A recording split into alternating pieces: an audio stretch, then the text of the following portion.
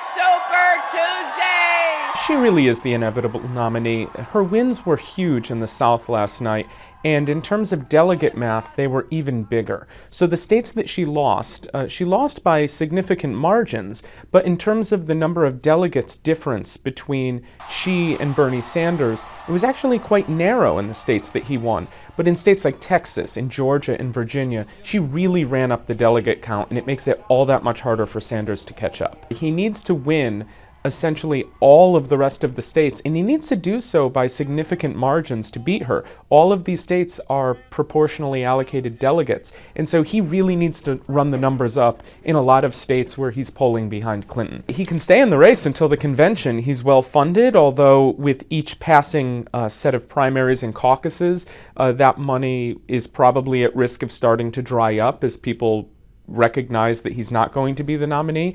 But he raised over $40 million in February. A candidate who's doing that can stay for the long haul. It's very difficult to see a Republican candidate having the trajectory to beat Donald Trump at this point. It seems like everything that Donald Trump does works effectively for him, and everything that his opponents try to throw at him fall flat. And because of that, he is going to continue winning states. And as we move beyond March 15th, the states in the Republican race become winner-take-all. And if Donald Trump is winning those states, he will absolutely become the Republican nominee.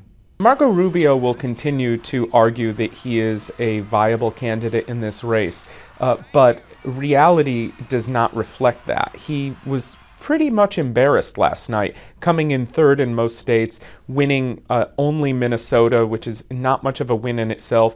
And I think if we move into Florida and he loses Florida, the arguments for Marco Rubio's candidacy will be largely removed. Cruz's wins in Texas and Oklahoma were essential for him. He needed those to continue in the race, and I think he has at least a reasonable argument now, which can be enhanced if Rubio loses Florida, that he is the anti-Trump, that he is the person in the other person in a two-person race, and that he is the most viable alternative to Trump. If the Republican Party wants to get away from Trump, it looks now like Ted Cruz is going to be the person to do it. So for Republicans, you need to see how many states Trump wins. If he has a night on March 15th like he had on March 1st, most of the arguments about the if in terms of his nomination will go away. If he runs up the numbers again on March 15th, he will become the nominee. If Hillary Clinton puts in the types of numbers on the 15th like she did on Super Tuesday,